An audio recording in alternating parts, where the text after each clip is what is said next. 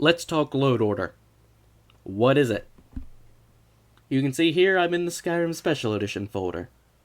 You have all the executable files, INI, etc., etc. What we need right now is the data folder.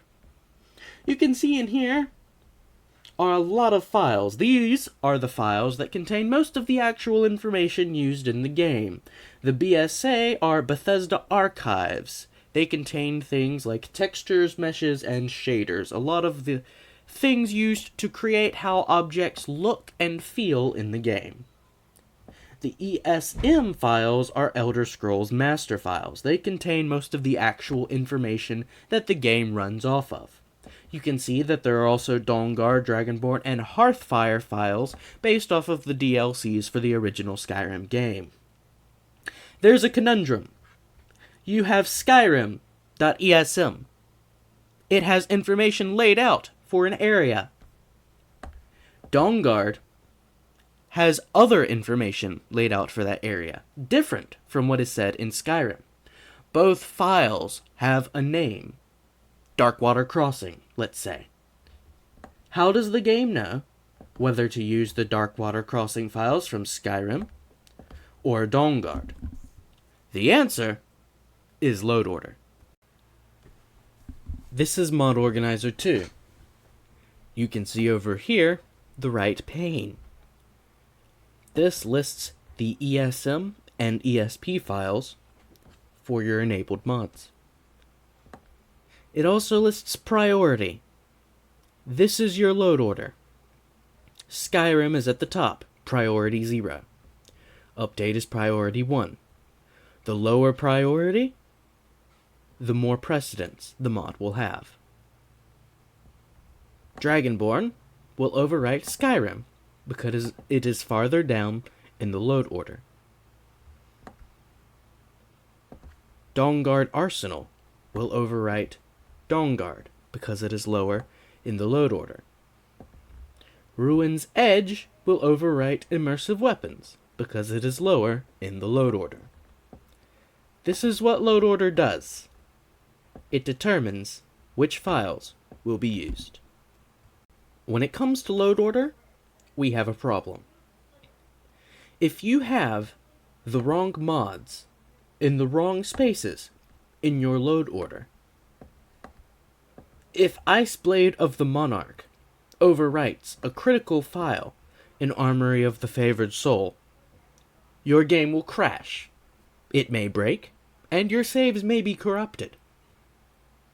This system is not only about ensuring that you have the features that you want, but also about ensuring the stability of your game and making sure it does not break. However, you are not required to know which mods will break which other mods, which ones need a compatibility patch, and which ones need to be at the top of the load order, and which ones need to be at the bottom. Thankfully, there is a tool for this. Enter Loot, the load order optimization tool. I will cover installation in a moment. You will make sure that it is added to your list of executables, because you need to run it through Mod Organizer 2 for it to detect your added mods. You must then run the program. This is Loot. You can see at the top that it says that we are working on Skyrim Special Edition. The first time you launch the program, you may need to choose which game you are working on. You can see on the left all of your mods and whether or not they are enabled. Over here, you can see some general information. You can make sure that your Skyrim is up to date and that your script extender is up to date. Now it is time to sort the load order. You want to come up to these 3 lines descending in length here. It will check its load order master list, determine the best configuration, and you may then apply the changes. You may then look through the files. Indeed, it is quite useful to do. See notes for if you want to use Skyrim Special Edition Edit, and any other warnings, notes, or other useful information that may be there. It is almost always a good idea to check just in case, as some plugins may be corrupted, incompatible with each other, or require a patch, which Loot will automatically provide a helpful link to. Once you are sure that your load order is as it should be, you can exit the program. The changes will automatically apply themselves to Mod Organizer 2's load order here. Here I have run Loot on a profile with many more mods.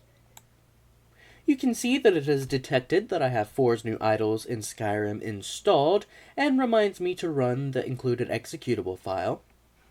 It has more Special Edition edit warnings, as well as a warning about a missing compatibility patch, as well as information about where to find said patch. This warning lets me know that this mod has more complicated compatibility notes than many others, and the same is true for quite a few mods on this list. This is a recommendation for another mod that may be useful, including a link to said mod directly from here.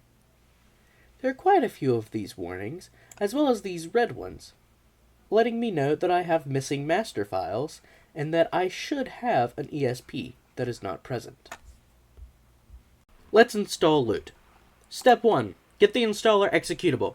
There's a website for that. I'll link to it down below, or you can just Google Loot. Then, make sure to run the installer. It'll ask you if you have permission, or that is, if you want to give Loot permission. You do.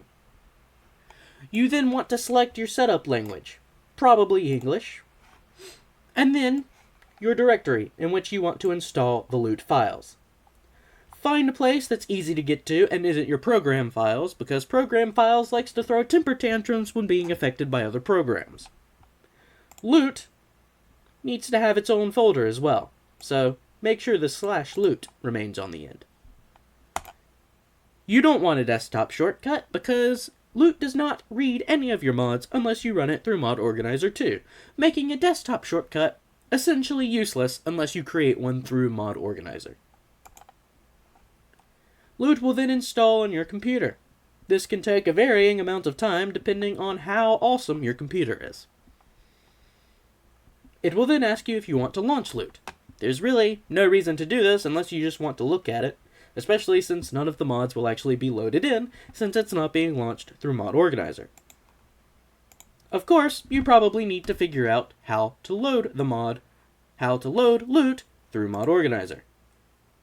To do that, you need to add it as an executable file through the executable pages, either with these two gears, or just hitting the edit button over here. You can just hit a plus on this window, add it from a file, navigate to wherever you decided to put your Loot files, and find loot.exe. Open that up, and it'll have all of the information you need to run Loot through Mod Organizer 2.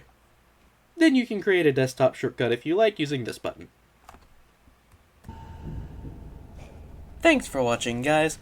Next time we may talk about merging leveled lists with Rybash or something in that vein, although I am also looking at creating a sort of weekly mod review. I feel like there's a lot of that missing for Skyrim Special Edition, and so I'd like to maybe lend a little expertise in that direction however I can.